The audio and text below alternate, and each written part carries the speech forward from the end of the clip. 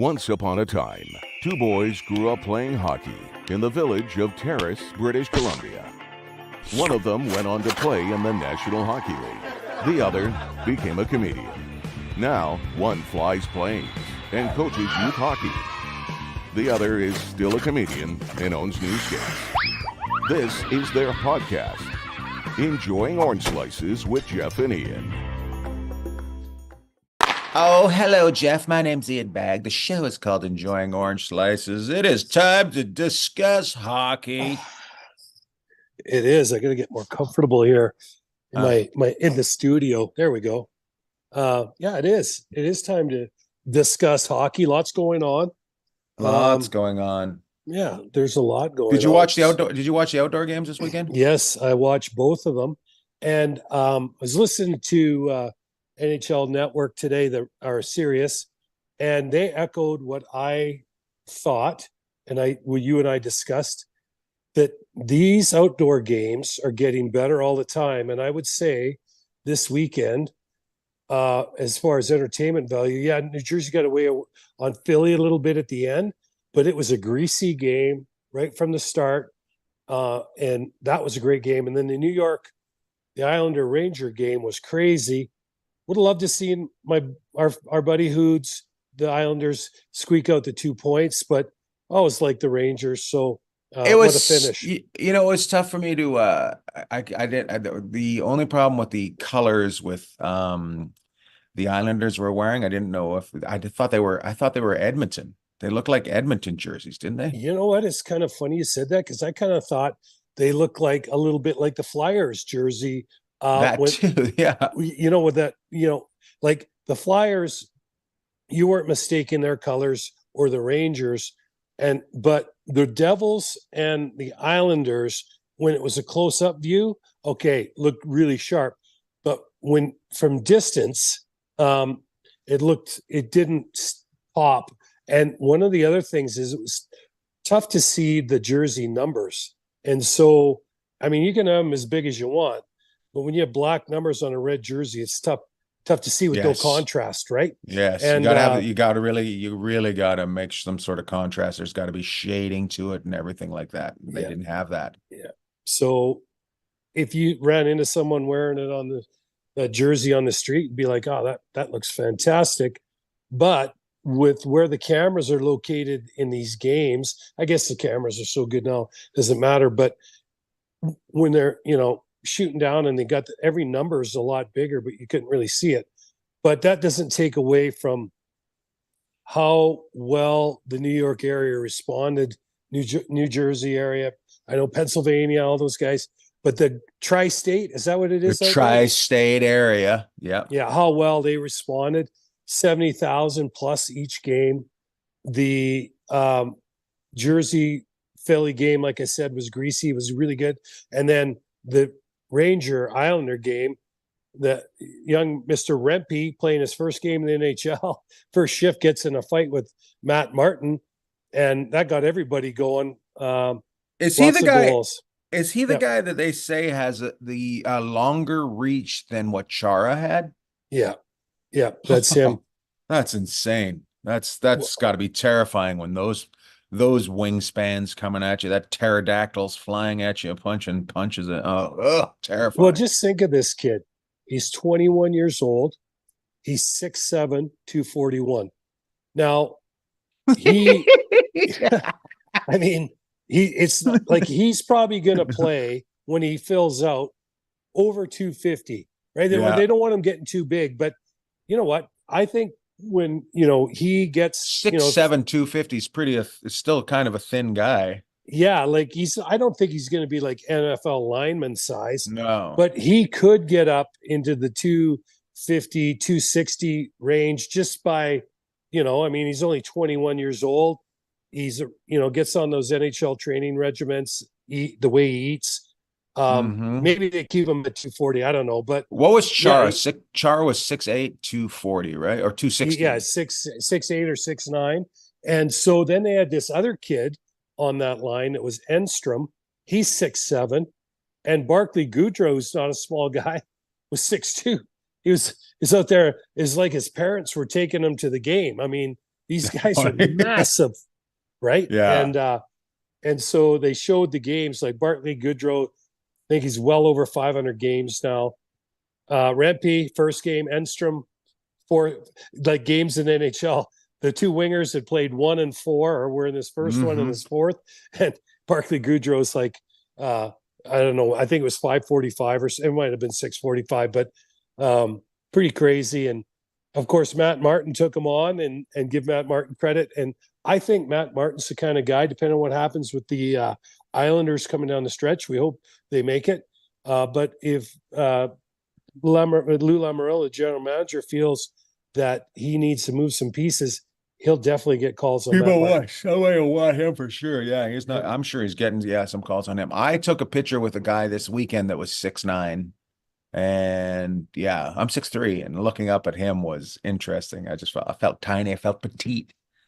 Well, you know what? But with those platforms you wear, you're at least 6'4", maybe closer to 6'5". I have one pair of shoes like a little higher up, and Jeff gets so fired up about him. Oh, it makes him so bad. Oh, you're not that tall.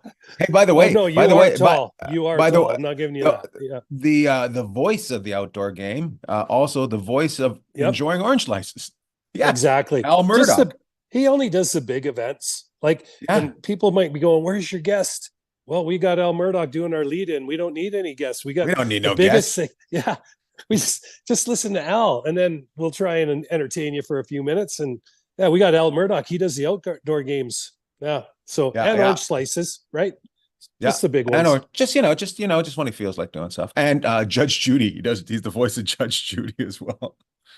Think about that. Like, is that not the big three? Yeah. You've got Judge Judy, who's massive. And then you got the outdoor game, which I think the NHL hit out of the park on these ones. And then on the podium with Judge Judy and the outdoor game, orange slices. Throwing up to the people. Hey, what do you think? We should Do you think we need the outdoor game needs to be one like crazy rink like they did in Tahoe every year as well? I really like Tahoe. Obviously, they had the problem with the ice.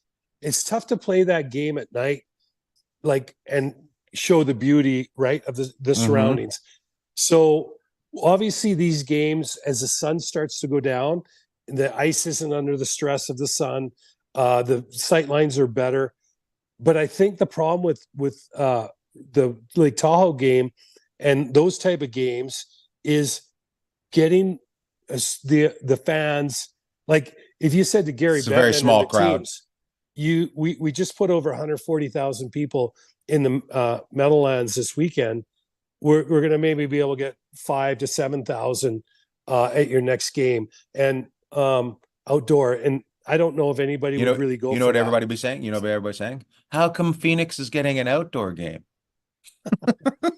Yeah, I guess to your point, Phoenix basically draws less with a full house than an outdoor game would, with the stands kind of just brought in. I don't know how you can get, even if, let's just say you could get 16,000, you could build in this incredible seating arrangement.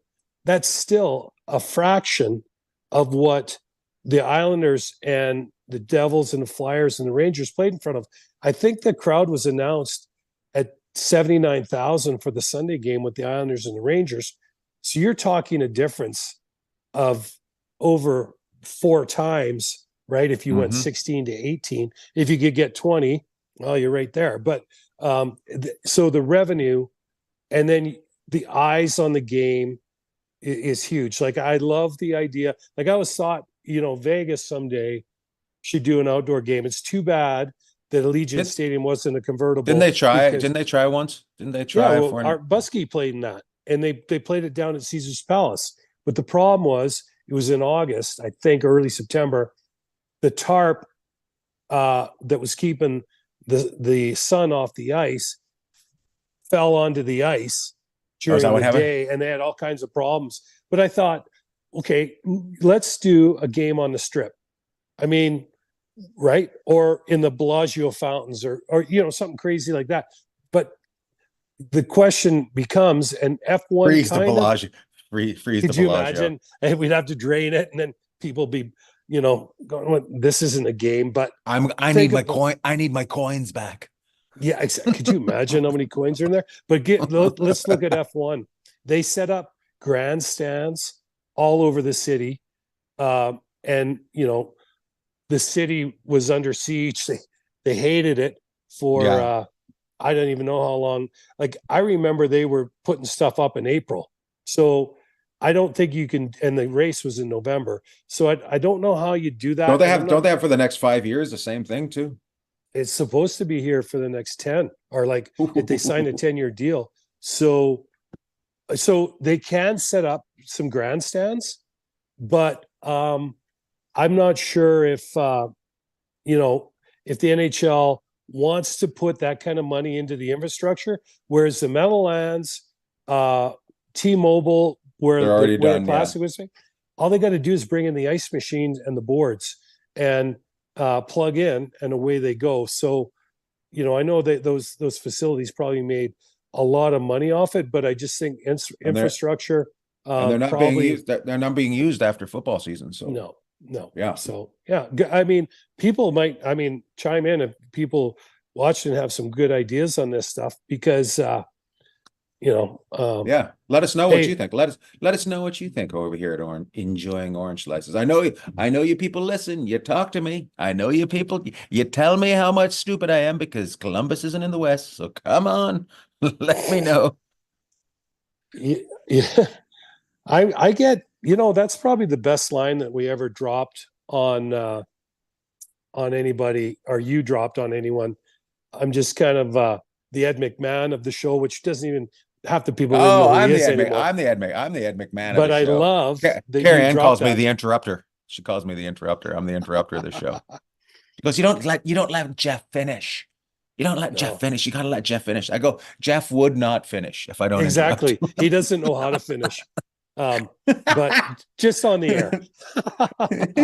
But if you look at it though, like the best line ever, and I get reminded of this line, is Columbus in the West. I'm not just from Sweet Cam Miller or Mallard, or I get people hitting me all the time, are like, how about Columbus, that Western juggernaut, or how about Columbus and San Jose, those two Western Conference teams.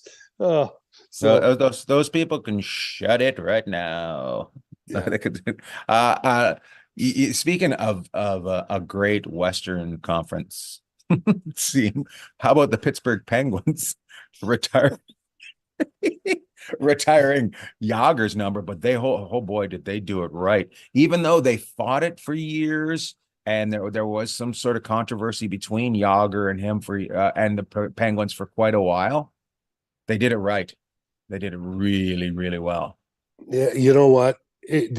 Again, it was on it started during the intermission, or right around the intermission of the outdoor game between the Islanders and Rangers.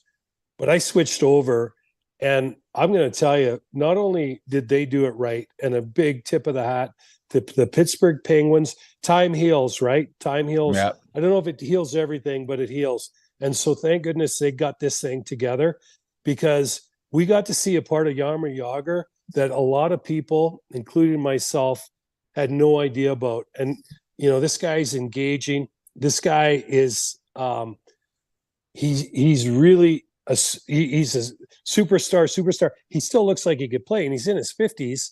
And he made fun of himself. He acknowledged all the people he played with and the coaching staff. He talked glowingly about his mom and dad. And his girlfriend, which he had a great line for.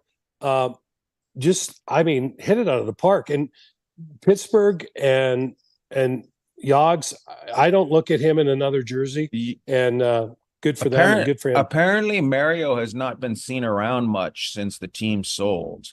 And when he walked onto the ice, I think the people went nuts. So that's how much he meant that Jager meant that he showed up to that. So that's pretty impressive too. Well, there's two people, and then to see him skate, like come out after.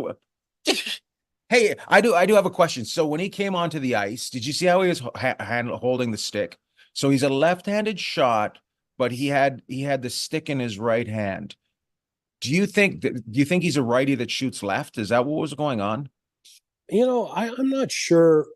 I just think he's just a special breed. I just think that he could probably shoot both hands. And another guy who could play with turn the stick over and play the other way was Chelios. And so these guys are special, right? And I mean, he's just, I loved he practiced with the team. He came out, did his thing. He looks phenomenal. Amazing. I like, the guy's younger than, well, I don't know if you're only 39, but he's much younger than not much younger than I am. And he's a year younger than me.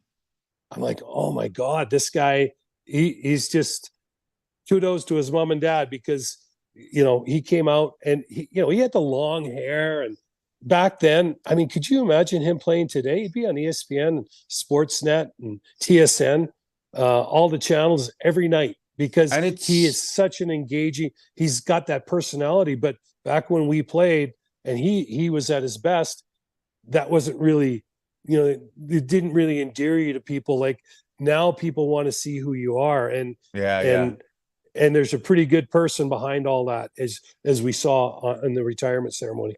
It's interesting that whole talk about him coming over and not speaking barely any English.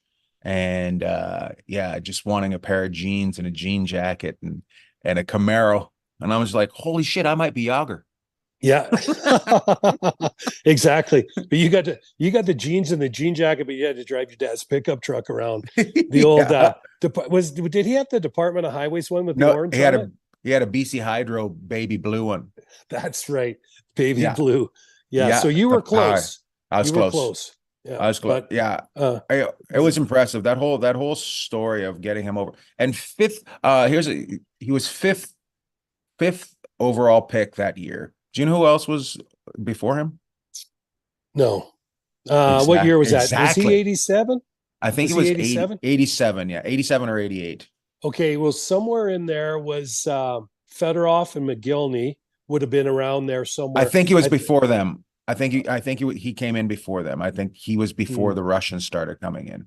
Yeah, you know what? You're right. Because Fedorov, I'm just trying to think of some big names that came along that time, like European players. But that's right. Those two might have been a little bit after him, but maybe. But pretty amazing. We could look it up. I'm sure the guys in. Why would we want to do something? Why would we want to do something like that? Accuracy is not what we're here for. We're not here to, we don't want that. We're not here to change the word. We're here to change your oil. but it was good. I liked it. I liked that a lot. It was all really exciting to see that happen. And just the fact, I think he still plays in Europe, right? Doesn't he own a team? Yeah, his father's team part-time. I think he does a part-time thing over there, I believe. But here's something about Pittsburgh, and then we can talk about Yogs a bit more and move on. Did Rod play with him? Yeah, I think he did. I know he obviously played with Mario, but here's the deal about Pittsburgh. Pittsburgh was saved multiple times. And it's hard to believe looking at the Penguins now, even though they're not on all cylinders, but they have the star power. It's hard to believe that team was almost out of there with the kind of sports city that Pittsburgh is. But Mario came in and saved it twice. Yogs came in and saved it. And then Sid the Kid just grabbed the torch and went forward with it. And now the organization is synonymous with superstars playing for him. I mean, if you think about it, and then of course we got to tip our hat to Buskey because Buskey was there. But you look at the players they had. You had Coffey there at one point. You had Sheriff Buskey was there. You have Malkin's there now. Letang is a superstar. Tocchet was like, I know, but guys that built from the ground up, Malkin, Crosby, Letang, Lemieux, Jagar, and then you added these other guys in. I mean, you think about the star power that organization's had, and I'm just so glad. It's good for Pittsburgh, but it's also good for the league that they took the time and dressed up number 68, put it in the rafters, and they did it like it was 5 stars. So good for them. Good for them. It was a lot. You like to see that whole thing happen. Very exciting. You want to see your past involved with your future, right? Hmm, So yeah, it's good. And okay. those I think okay, you're like okay. Those jerseys still look good too. Yeah. And yeah, Yeah. I like those jerseys. I was looking at them. I'm like, yeah, they're pretty good. They're not the top of the heap, but they're pretty up there. So Yeah. I agree. uh They jump out at you. They're sharp. Connor Bedard's back and causing troubles. Yeah. He's causing troubles. Hey, the time away, tough for rookies, right? Of course, when they play a full season, he missed some time. So he's obviously not going to play a full season, but he came out gangbusters. He got injured. Mm-hmm. He comes back. He's ready to go. It's almost like he's a second year pro now. Like to me, where he came out and he's as advertised. He got injured, which is unfortunate. But now that he's come back, it's almost like he had a chance. Obviously, having a broken jaws and how you draw it up, but I almost look at him like this kid. When you watch him, he's wise beyond his years. He plays a game at an elite level, and Mm-hmm. that's really tough for someone that came out of junior because the NHL is just it's so fast. These guys are strong. They're able athletically to take away things that maybe years ago guys weren't able to. But yeah, good. He looks great. You know who he reminds me of is Paul Correa because of his Yep. size and Yep. the way the difference is, and he's still getting pushed around a little bit because of his size, but he's pretty strong. But the game's so different. I think Paul Correa would have played like him uh, in today's game. Yeah. Like you look at a guy like Paul Correa, maybe a little bit slighter build than Bedard, but Yeah. I think it's a good comparison because one of the things that Paul could do, he had that quickness. It was just like a shot of electricity, and that's how Mm-hmm. Bedard is. But I do think Bedard has a little bit of Sidney Crosby in him. We might not see it develop right away, but where he'll be able to hold guys off with his balance and how strong his lower body is, I think you'll see him where he starts to grow into the next phase of his career. He's being able to hold pucks down below the top of the circles in the offensive zone with guys leaning on him like Crosby can. I mean, guys almost get frustrated with Crosby. They're like, I'm just going to give him some room, let him figure out what he wants to do, and then try and take that away. Because Right. when you try and man up with him physically, he's really really hard to handle. And I think Bedard maybe is going to be a hybrid of the quickness and the pace that Korea can bring you, but Mm-hmm. also some of the strength and playmaking abilities that Sid can. And Sidney Crosby's shot to me is underrated. Bedard, everybody knows how he can shoot the puck, and Korea can shoot the puck too. But Crosby does not shoot a muffin, that's for sure. He's probably got the best backhand in the league. And I'm trying to think who was here the other night in Vegas. So Wild Bill Carlson scored a backhand on a just kind of a turnaround and whipped it earlier in the year, which was one of the highlight goals of the year. Vegas lost to who'd they lose to? I'll try and think. Someone went and kind of got half a step on their backhand the other night and threw it top shelf on the blocker and Hill, and everybody in the building was like, "What just Ooh. happened?" Like, Ooh. and Crosby's got that like you can't believe someone can shoot a backhand that hard. I'll try and remember who it is as we go forward so I can get him some props. Nice. Nice. There's been a lot of scoring lately. There's been some high scoring games. Trent reached out to me at 7-5 and was annoyed. And then I got a fuck this when it was 10-7. And I'm just like, huh. 10-7. It was Minneapolis over Vancouver the other night. What's the highest scoring game ever of all times, you know? No, I don't. But I would say with Ottawa and San Jose and some of the expansion teams, they probably got well over 10. I mean, think about it. Daryl Yeah, but for the Sittler, other team to score 7-2 is like yeah, that's like combined, I yeah. bet you any money back in the day there was Sittler got 11 points one night, right? And I think they won 11-10 or 11-8 or 11-9. So it might even been 12. But I remember Sittler got, a Hockey Night in Canada game way back. So that's a good question. So Vancouver, if anybody can answer out there, go ahead. Send it to us. Send it on our Instagram or our Facebook or our YouTube. We got it all going on. So send us the answer. High scoring game. We'll look at it, or somebody will look at it and we'll go correct or wrong. So let us know. Yeah, I that's a good question. It's funny. Everyone in Vancouver, or all the Canuck fans this year, they've been holding their breath, and I think they started to enjoy the season a bit more around the holidays. But after last night, and then the Winnipeg beat them on Saturday night, everyone is like, oh, okay, we knew it was coming. We knew it's happening. But they play Colorado tonight, which is actually a really good thing, because they got drummed last night. Well, you're listening to this podcast tonight. Maybe tune in to Colorado and Vancouver. But if they bounce back against Colorado, all's well that ends well. If they get pumped, I don't always agree with those scores when they are basically on a back and back and they're traveling and playing during the day, and they're moving 2 time zones.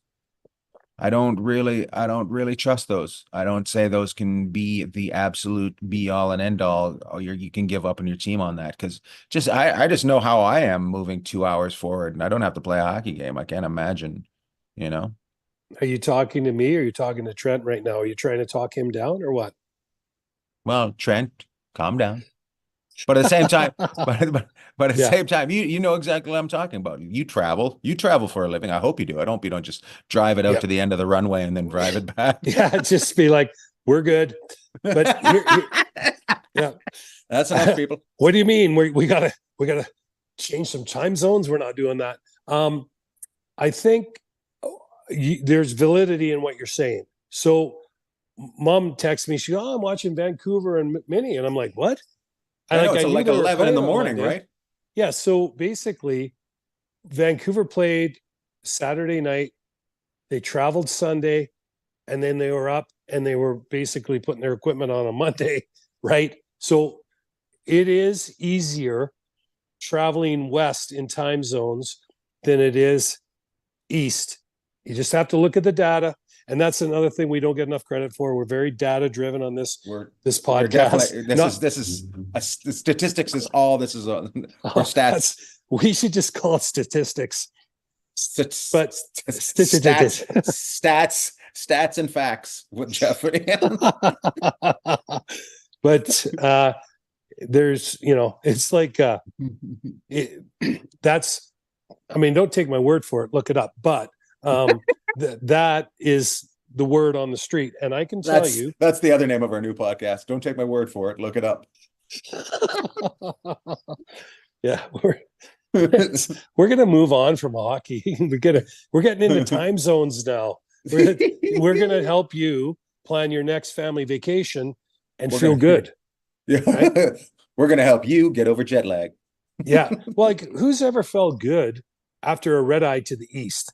I don't know of anybody, right? But I get knocked around.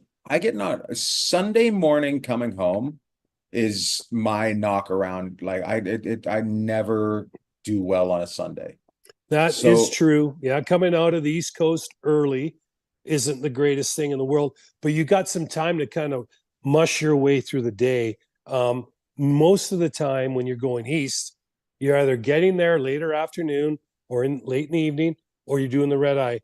I mean, I guess when you go to Europe, it's another thing. But I was found when we flew to Asia that I could get over there and I just carry on with my day. Don't ask me why. Now, I'd hit a wall, next day or two, but just start crying in a mall. Exactly, in the middle of the street. But just tears flowing. I don't know what time it is.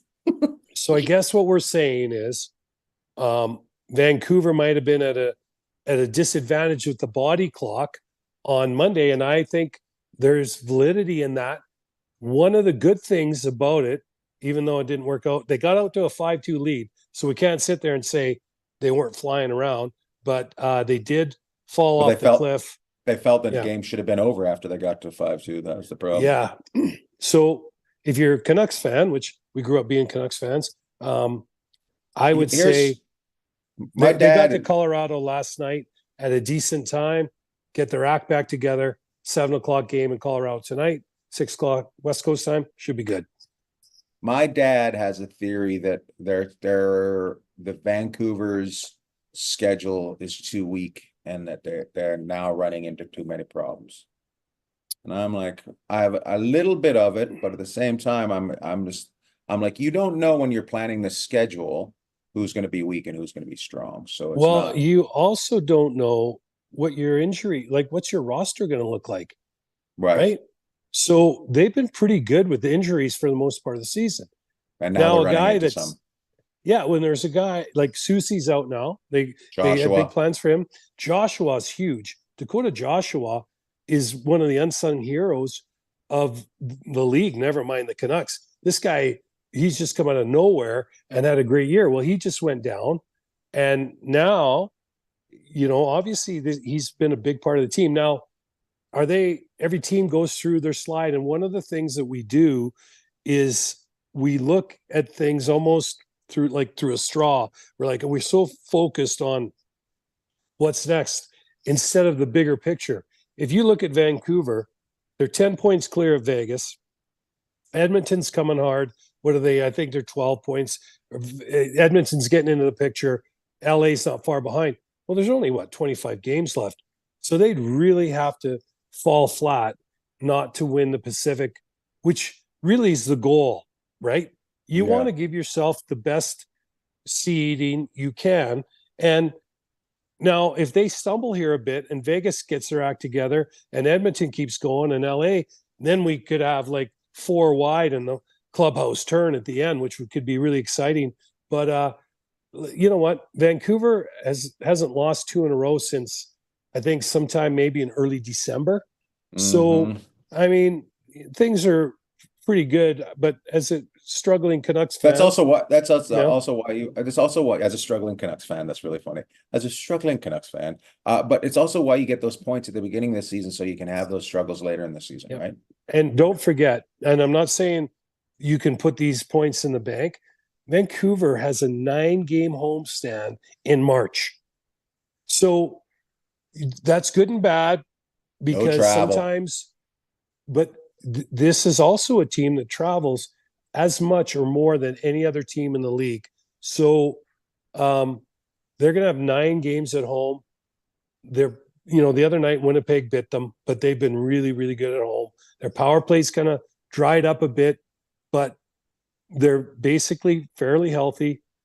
And you know what? They're going to have time to really make hay while the other teams are out. I mean, I don't know of another team in the league that has had a 9-game homestand in 5 years, never mind this year. I don't, it just blew me away. So they might not love that, but at least there's an opportunity there for them just to kind of cement the Pacific and also cement first overall if they, but I don't think Talkett's worried about any of that. Just want to, just like any other coach, wants them playing well.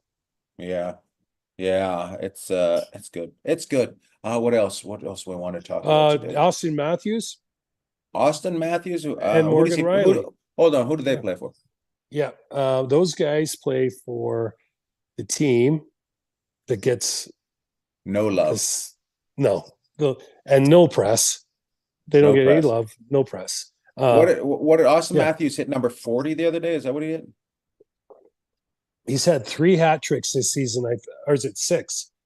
I see. Again, it's just stats. Figure it out. But find it yourself. I think he's had 6 hat tricks. Remember, I'll give you the question. You have to do the work. That's what happened. It used to happen in high school. So this is how it works here. We'll bring it up. You guys do the work.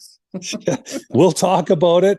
You figure out if we're telling the truth or not. Yeah. And we always try to be truthful, but we might not always be correct. So we may BS a bit. I'm going to stand by 6 hat tricks. So I think that's what he's got. Something he's stupid. On pace for over 70 goals now. And he wants 80.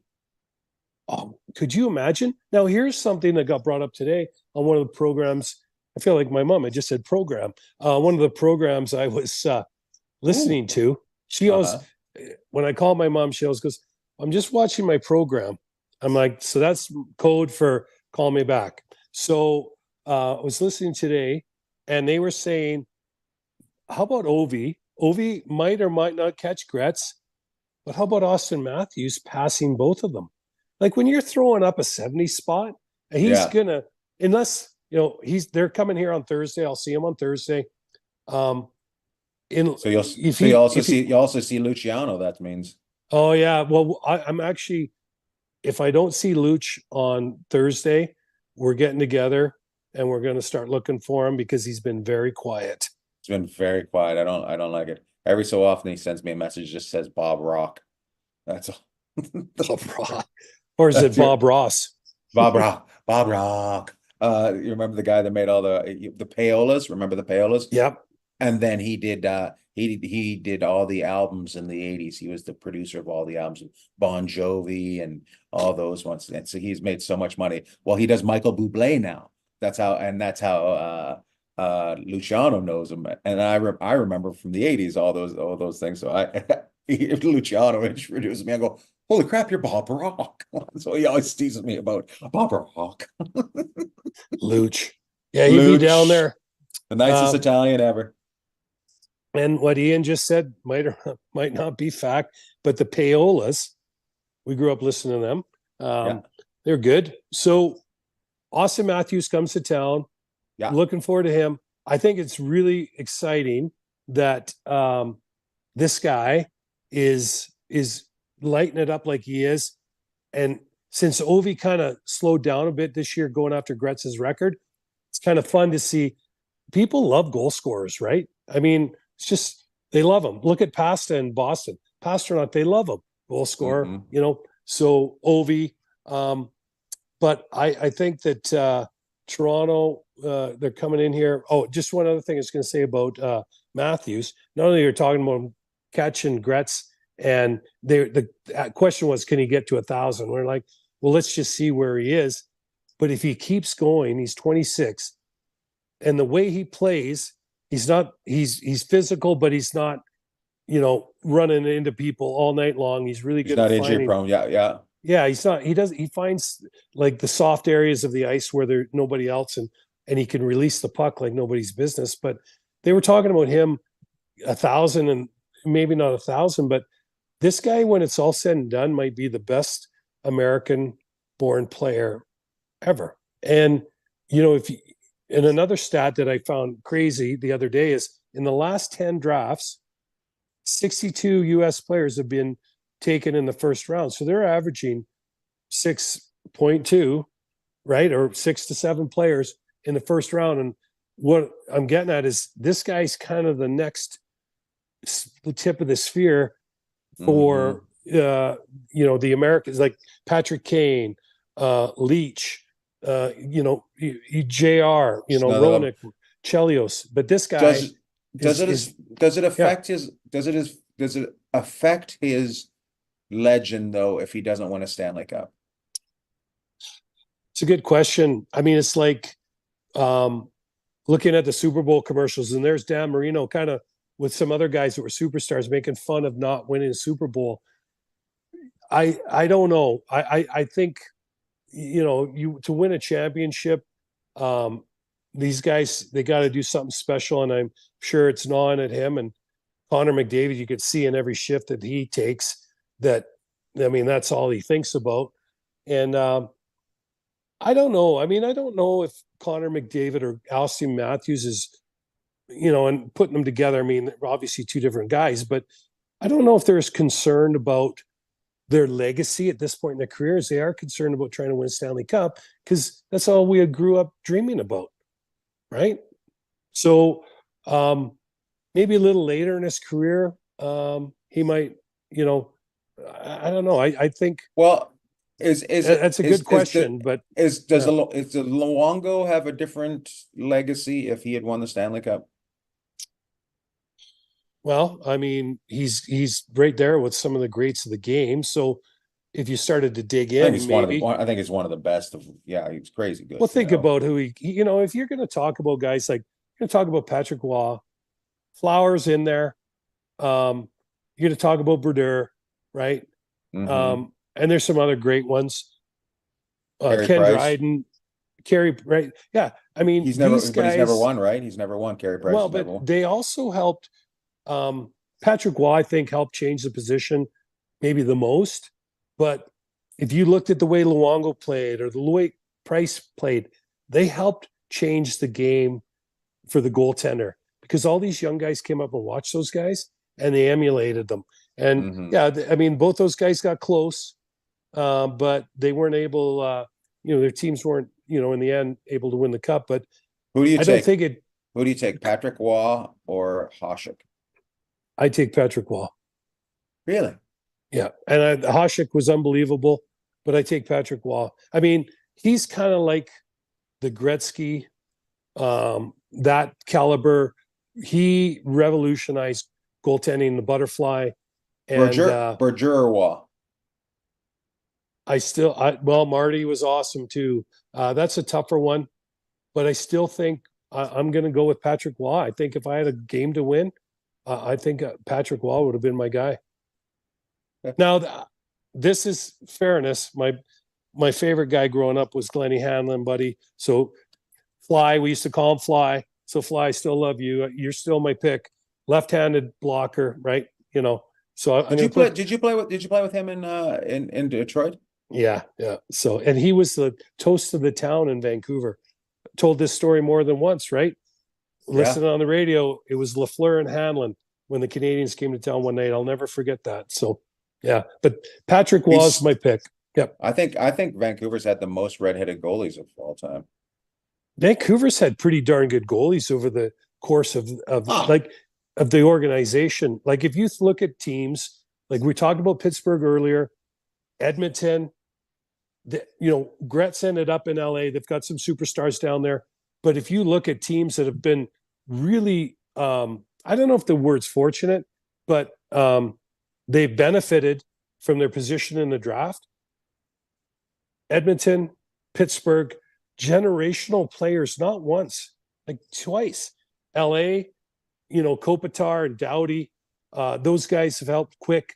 Those guys helped turn that thing around. But, the Kings had Marcel Dion before that. But if you look at what Edmonton had, what Pittsburgh had, it's pretty, some organizations get very fortunate and some organizations do not. And Vancouver's been fortunate with goalies. Yeah. Speaking of fortunate situations, our favorites in the West, Columbus, got rid of their general manager this week. And Kapakikaman, I think is his name.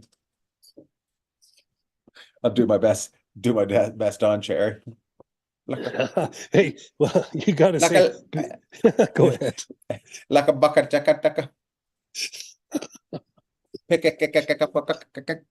I did a thing this week in Nashville. We were in front of the Pico Rene statue, and I said it was up there because he was the smallest goaltender of all times, because that statue is so tiny. He's like, usually statues are huge. This one, they only had $40 to make it, so they're like, how much brass can we get with $40? All right, that's exactly. This is it. And he was huge. Like, he was 6'5", I think. Yeah, but that's the funny part. But they got rid of their general manager. He was there for 11 years. 11 years. Didn't talk about that this last week, did we? No. We might have. Who knows? We're not about facts. No. Or remembering what we talked about the week before. Yeah, we don't have we're just about not having guests anymore. Brian, if we already talked about this, take it out if we didn't. We have the greatest producer of all times, but he only does stuff to the show afterwards. He's fantastic, Brian. He's busy dealing with getting new dogs in his house at all times. But I was wondering, if you were Columbus, who would you be chasing for a general manager? And I'm guessing you're going to be getting a coach too. You're probably coming in. Right, because you have your interim coach there now, right? So, I think if I'm Columbus, and you've got some steady hands out there, right? Like, you'd never get them, but I'll give you a name. A guy like David Poyle just stepped down in Nashville, and Barry Trotz took over, right? Yeah. Somebody that when we were at the draft, every team that got up there, because David Poyle retired in Nashville, every team, you remember that, said, Yeah. Thank I'd them. like to reach out personally and thank David Poyle for being a mentor. Now, Nashville hasn't got it to the promised land yet, but Nashville overall during their time in the league has always been very competitive and was right there a couple times close to the cup. So you could look at somebody like that that's a steady hand, that it's like, okay, we've seen this rodeo before. We know this is what we're going to do. And then if you have a senior, like a guy like Poyle, you have all that juice behind him to go out and talk to any coach that he might think would be the fit, and that coach is going to listen. And if you look around right now, there's some pretty darn good coaches that I'd be chasing Todd McClellan for that job. Okay, well, it's kind of funny because is really like Todd. I still can't see the bench in LA without looking with him on it, but they made that change. But here's another guy. You've got Berube, right? Chief, right? Like it was great the other night on TNT. Oh, he's awesome, and he was great. He was great. Very matter of fact. We talk about talking all the time. I know they're buddies, but they're both very matter of fact, and they get to a point where you can tell they're like, okay, we're done talking about this. This is what I think. Spuddy, Gerard Gallant, right? Look at what he's done with organizations when he's come in, and there's some other guys out there, but okay, so and there's some young coaches like. Look at what Edmonton did with Knobloch. They pulled him out of the minors. So there's coaches, right, that this guy would know all about, that he could get, that might not be initially interested, that he could probably get interest. Or you go young, like the guy that was in Phoenix a couple of years ago. Was that Chukka? Not Chukka. I forget. He was a young guy and then got in some hot water and took some time away. Or do you go with the young guy that he's been in organizations and been tasked with knowing what's going on in the minors, not only with the NHL team, but knowing what's going on with the minor league team, the minor league teams in the HL and junior and college and the USHL. So, do you go after that guy, and then do you bring in a new guy, young guy? Maybe you bring in the guy that was with their farm team and see how that goes.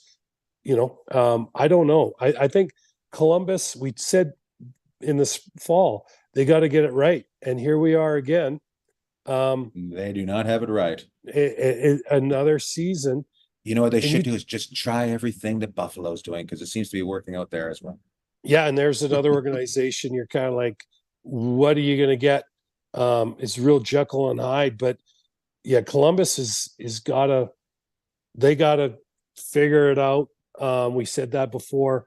So what's that look like? So what's ownership want? Do they want someone that's got, like look in Vancouver, you got Rutherford and the GM he brought in from Pittsburgh. I want to say Anvil, but it's not. I can't think of his name right now. Those two work in tandem. You look at Vegas, you've got Kelly McCrimmon, George McPhee. So do John Davidson's still there. So do you bring? But if David, I want to call him Alpin. I'm trying to remember his name. It's Alvin. It's Alvin. Patrick Alvin. Thank you. I was going Alpin. You were going Anvil. Yeah, Anvil. I knew Patrick Alvin's. My apologies. But where do you go with that? Or do you bring in a young guy and just have a guy like John Davidson over top of him going, okay, I hear what you're saying. Just kind of be a sounding board. Because if you bring in a veteran guy, then he's going to want to have full control. Yeah. Right. Whereas a young guy, you might be a little bit more willing to have a little bit less input, but more input on players. Right. Yeah. So. Nice. All right. We're going to do a quick one today. So we should start wrapping it up here. It's already been 40 minutes. That's how we work. Morgan Riley. Morgan Riley Ne- suspension. Never heard of him. You want to talk about that for a second? It was upheld, right? Did he do the in-person meeting? Yeah, he did the in-person meeting. It didn't If go you his way. if you Yeah. do the in-person meeting, you have a chance for it to be rescinded. If you don't do it, Reduced. if you don't do it, you're not getting anything else. So he tried to get it reduced. Cross-checked a guy because he took a slap shot into an empty net and he didn't like the net being treated like that. So Exactly. Hey, hey man, we've only got so much netting in this place, and if you put a hole in it, the game's over. he was just mad. He's like, that guy's got a great slap shot. And look what he did to the net. Exactly. He hurt the He had to net. go down to Canadian Tire and get some more. We got to go get some more yarn. But Yearns. Anyways, yarn. it was upheld. And do you think it was right? What do you think? Your choice. Yeah, you know what? I thought minimum, I said before, 3 games, 5. You gotta be careful, right? Like I knew it wasn't as- changing. Once he was getting Yeah. 5, it wasn't changing. We knew he wasn't changing. No, you know, and the thing is like we talked about before, I think it's good for both teams. Ottawa, watched them last night in Tampa, played really, really well. Kind of gave them a little shot in the arm.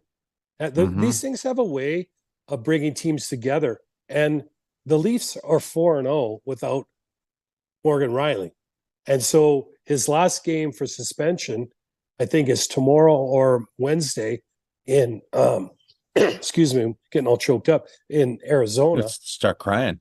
I know. Well, we've been going for 40 minutes, which seems like an hour and 40. But then they're in Vegas. So his first game back is Vegas.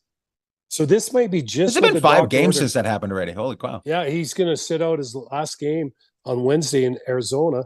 And then And they've been pretty good. They've been pretty good since he's been knocked out, too. Well, if 4-0 is pretty good, then yeah, I'd agree with you. It's average. I don't know if you remember me. Yeah. It's average. Yeah, it's okay. Yeah, So- that's so now he's coming back into a team that's flying. So Yeah, and you know what's kind of what happens, and you're going to see it. So same thing in Vegas. Shea Theodore comes back in to the lineup tonight. So Shea, we're obviously a big fan of him. Another good BC boy, but he was soaking up somewhere between 20 and 24 minutes a night. Now, first night back, I don't know what they're going to give him. 30. Yeah, maybe 28. But he's going to take ice time from somewhere else.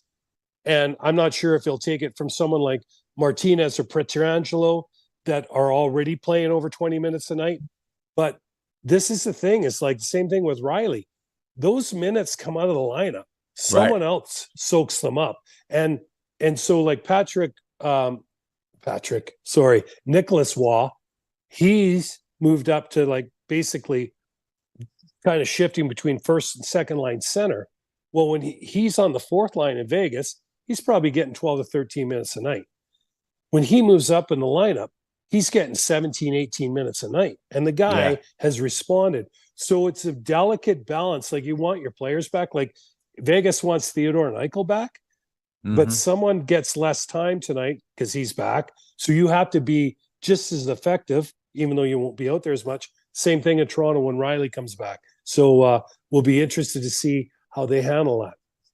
So you gotta pull the old figure skater move and slap somebody on the knee with a baseball bat. Keep your minutes up. Yeah, take your teammate out as they're walking out. The Tanya Hardingham. Let's do a couple quick shout outs. Okay, why don't you start today? Because I had a shout out earlier, but then it slipped me. Okay, I have a shout out. Our good friend Wade Flaherty, actually starts out with somebody else. Starts out with we grew up with Krista and Erica Tycho, and Krista married a guy out of Pittsburgh and now lives in Pittsburgh. Wade, Carmi Flaherty grew up with Krista, and they both rode horses and are very good friends. Wade sent Erica and her new husband years ago out to a show when I was in Pittsburgh, and I became friends with them. and their house burnt down, and they lost some animals, but they have a big farm and stuff like that, and they lost this beautiful house, and but everybody's fine. But I just want to give them a good shout out because they're going through having to rebuild the house from the bottom up and deal with all that. They have two kids in last year of high school and dealing with all that and just all that. So just a shout out saying, hey, keep your head up and have a good day. That's all. Yeah, That's my absolutely. I'm right with you on that shout out.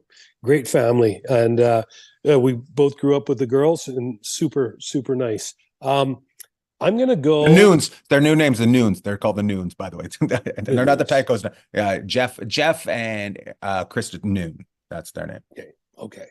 Well, Okay, John. when Sorry. we didn't mean- knew Krista, which we still do. Okay. Well, we just want to make sure that she knows, right? So, Yeah. and We know she's married and nobody's hitting yeah, on her. yeah. Just We're just about stats and generally inaccurate information. Okay, so I'm going to go two shout outs today. One is we talked about earlier, Jamar Jagar. What can you say? Good for you. Well done, Pittsburgh. Well done, Jamar Jagar. Because I think that, in hockey, there's these hard and fast rules on the way you do things. And they kind of changed it up and did the right thing on this. And I'm not saying every rule we always followed in hockey was the right rule, but Pittsburgh, good for you.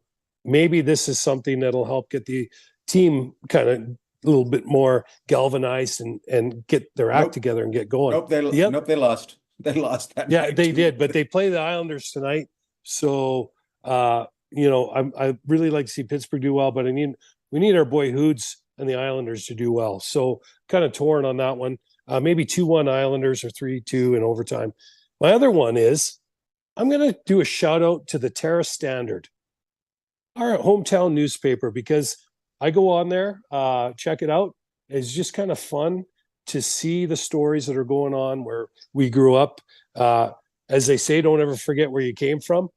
So that's what Lord Bagg and I are trying to do. So I just kind of check out some of the stories I really enjoy and kind of takes you back away from the big city to the small town and a great place to grow up and they a got lot of good great people. stories. They got great stories there. Four-way stop sign, four-way stop misses one sign, now three-way stop. You're not going to get that in Vegas or LA. Like, No. you know what I mean? So No. that's what I loved about it. It's like just diving down into stuff that's happening in the community. Some of these big cities, it's just so fast that you're like, we wouldn't never Yeah. know a story like that. Maybe it might be relevant, it might be irrelevant, but it's kind of cool. Save on Foods, open till 10:30.